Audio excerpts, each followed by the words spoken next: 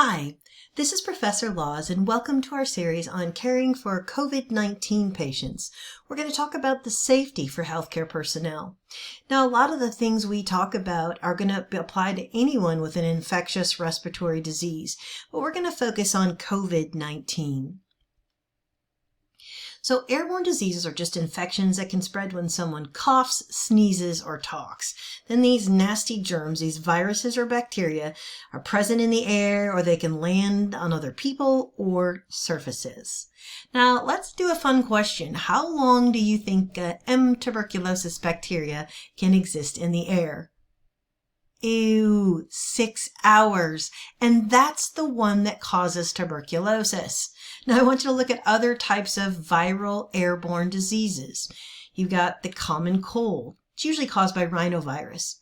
COVID-19, which is the coronavirus of 2019 or SARS-CoV-2. Flu, that's an ever-evolving virus. Every year it's a little bit different. Chickenpox are caused by the varicella zoster virus. Mumps by the mumps virus, cleverly named, and rounding out our list of viral airborne diseases included measles, or the measles virus. All right, so those are viral airborne diseases. Let's look at bacterial airborne diseases. Well, whooping cough is Bordetella pertussis. Tuberculosis, remember that guy that hangs out for 6 hours in the air and can still be viable? That's Mycobacterium tuberculosis or diphtheria, which is that, you go ahead and try and pronounce that one right there. Well, the focus of this video is to take care of healthcare personnel, to keep them safe. So healthcare personnel are all paid or unpaid persons serving in the healthcare setting, whether they're in the community or the hospital, but these are people that have the potential for direct or indirect exposure to the following: to patients or infectious materials. So that could be infected body secretions, contaminated medical supplies or equipment, contaminated environmental surfaces, or contaminated air. Now, the CDC has 3 priorities when dealing with infectious disease. First, they want to limit how germs enter a facility or a home. They want to isolate patients who are symptomatic as soon as possible and protect healthcare personnel or caregivers in the home. So this is our main framework, what we're going to talk about next. We want to limit how germs can enter facilities or even a home, isolate the patients as soon as possible, and protect the people that are providing care. So let's look at the first one. Limit the entry of germs. So you want to limit visitors. The healthcare provider and visitors should wash their hands before and after they enter the patient's room or home. And remember, if you're in the hospital, the patient's room should be treated with the same respect as someone's home. And you want to have appropriate PPE. Now remember, that is personal protective equipment. Now this slide sums up what we do under normal conditions. But what do we do differently in a pandemic? Well, let's take a look at that. Now we're going to severely limit visitors, and you'll see things like social distancing is encouraged, businesses shut down, restaurants closed, movie theaters, bowling alleys. All places where people gather in large groups are likely going to be shut down in light of a pandemic like COVID-19.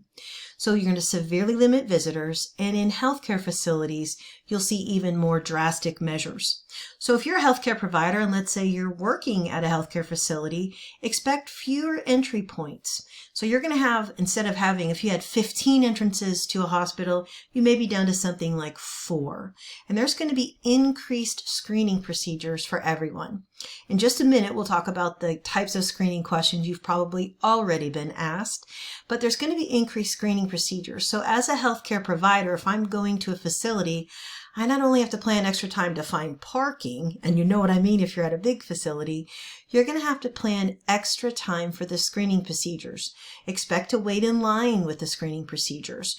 Bring clothes with you that you can wear in and out of the hospital and leave scrubs there. Okay, so you've got to kind of plan ahead. Make sure you've got clothing that you can wear to your home that's not been in the hospital. You have your scrubs in a bag. You can throw those in a washer as soon as you enter the door. But let's look at an example of some of the screening questions.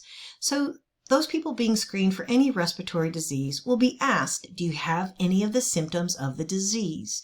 Now, in the case of COVID-19, fever seems to be a big one. So the CDC has said anyone with a fever over about 100 Fahrenheit, that's going to make them high risk and not acceptable to enter.